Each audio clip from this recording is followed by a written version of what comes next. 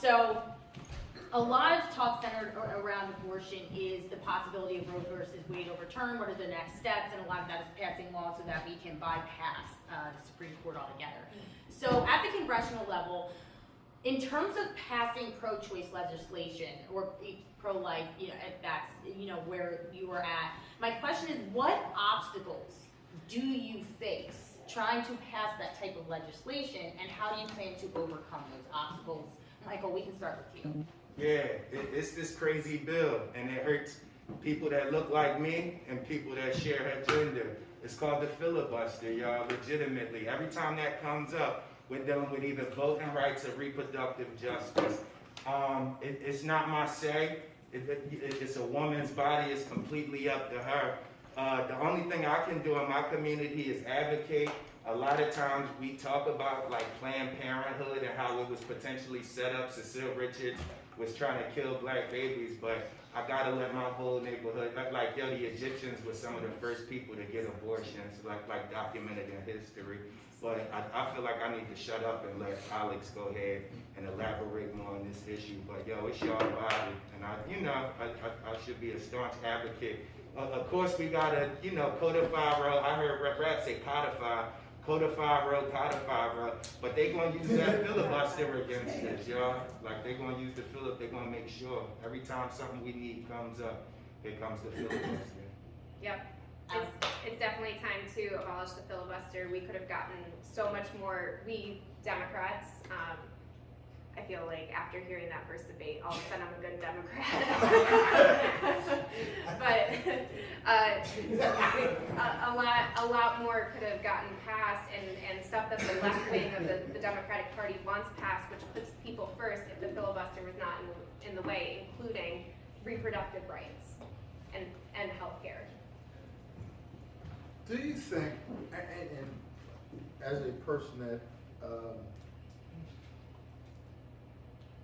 in Washington a lot, most people don't know that, do you think that because of, back in the day you had, I call them the old cats, they would go in the ante room and they would fight it out, Democrat, Republican, and then the other debate, they found a happy medium. Do you think that today, in Washington, that there are real leaders that could actually get this done? Do you feel as though Nancy Pelosi is too old? Do you feel as though Mitch McConnell and Chuck Schumer are too old? No.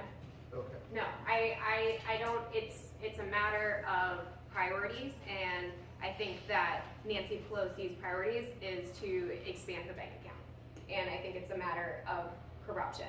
And people have asked me, I am pretty fiery and strong in my stances, and they're like, would you ever work with Republicans? Of course I would work across the aisle if it means to better my community and our district. But if there are measures being taken and stances that are being taken to hurt people, no, that my line is drawn. Yeah, I think we got a problem with white supremacy in Washington. Y'all, I think some of the corporate Democrats, Pelosi, I think some of these folks want Medicare, but I think they want a country that works for the people. Yeah, I think we want voting rights, like the issues that we're talking about. A lot of times it comes up where we need 60 votes instead of 50, unfortunately. I think folks want this, but we got some people in Washington and in the middle of this country that dislike black and brown people, they dislike women, they're attacking reproductive justice. Y'all just had a conversation about inflation. Gas prices are going up to almost $5 a gallon.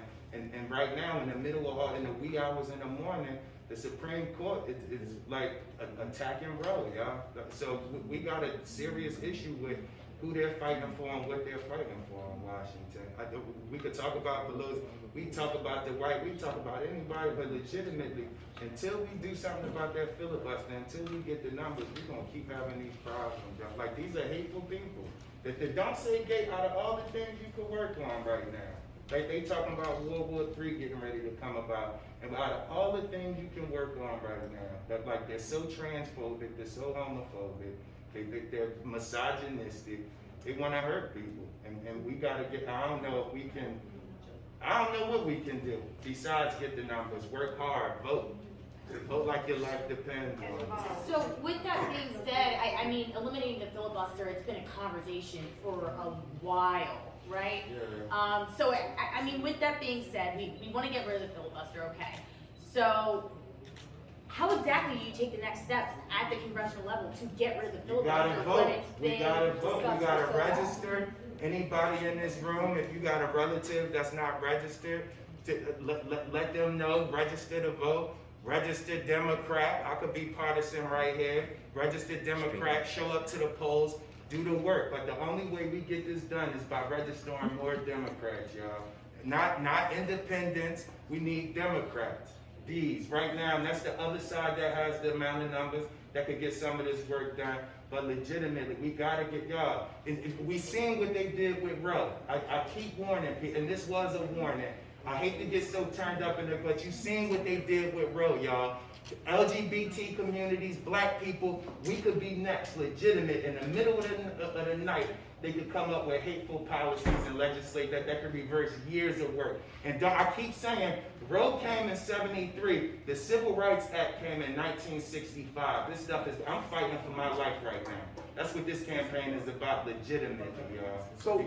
So Michael, what if you you just said we gotta get more Democrats. We have Okay. to. Now, we all can agree there's good Democrats and there's Right. bad Democrats. Right. We can agree that there's good Republicans and bad Republicans. But it's worse Republicans than Democrats. I hate to go there. I don't know if I'm mic'd up or whatnot, but look at what they're attacking, y'all. Like women, folks that like what if, and I'm playing devil there, what if you get those Republicans that will sit down and hold those conversations and have those happy meetings? That's probably where the problem is right now. We are so stuck on party that we're not seeing individuals and voting for individuals. We're too busy voting party all the time. Is there a way, and again, this goes back to what I asked earlier. Is it now time for Pennsylvania to have open primaries?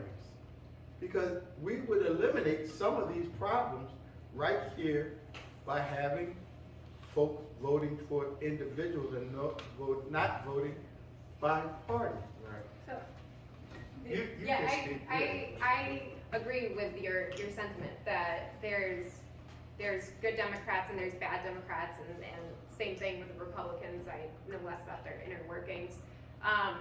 But that we need to be organizing and getting involved and applying public pressure so that if you are corrupt, if you do have an agenda that does not prioritize the people that elected you to represent them, then you lose your power. And that's essentially what I am running for, is that I do not believe that this empty seat represents the people of his constituency. He is not fighting for the people of his constituency, and for that he should lose his seat. I do want, hold on, because if we got open primaries, the things that Democrats are fighting for, sustainable wages, free daycare, Medicare for all, healthcare, if we got open primaries, it'll be over for the Republican Party. That's something that we're advocating for. I would love to see open primaries. I mean, across the country. It's a long way to go. Again, I don't know if We have 22 states that actually open primaries right now. We have 22 states, and I believe we have 11 that have open presidential primaries. Right. So, we would be, so, when we look at these numbers, we have to start looking at, and you brought it up, the corruption is where we have a problem. If you look at the numbers, we had 65 elected officials go to jail or be indicted in the state of Pennsylvania. But when they come out, they are put up on high pedestals, and some of them now are paraded around, and they're given money, and they're given badges and everything else. We need to start holding transparency and accountability lessons. We can sit here and talk about this all the time, but if we don't take this information to the street don't take it and put it out there, then we will continue to have these same debates on what the problems are. You know, and we will continue hearing, and we haven't touched on the same gun violence stories or same stories and same rhetoric from our elected officials that we've heard 10 years ago, 20 years ago, maybe even 30 years ago on why our young people are being killed in the streets. You know, and it's systematic. Let's keep it real. It's a system, and it's pushing people into, a lot of folks today, and again, this is the city, are now up in arms because of their new assessments on their homes. Why? Because folks from outside the city are now infiltrating the city, and there's no laws to stop this. And we will turn around. On any given day, little facts, any given day, Philadelphia is number 1 or number 2 in homelessness and hunger. Any given day. For a city that's supposed to be great, we are failing our people. And it's our elected officials on all levels of government, some of them, that are failing our people. And it's time for a change. If you can't get on track, we have a saying at Tony Tenor, you can't get on track, get off the field. Track means transparency, responsibility, accountability, credibility, and knowledge. And if you can't have 3 of those things, then you should not be on the field or be trying to represent our people. So let's talk dark money and accountability then, right? So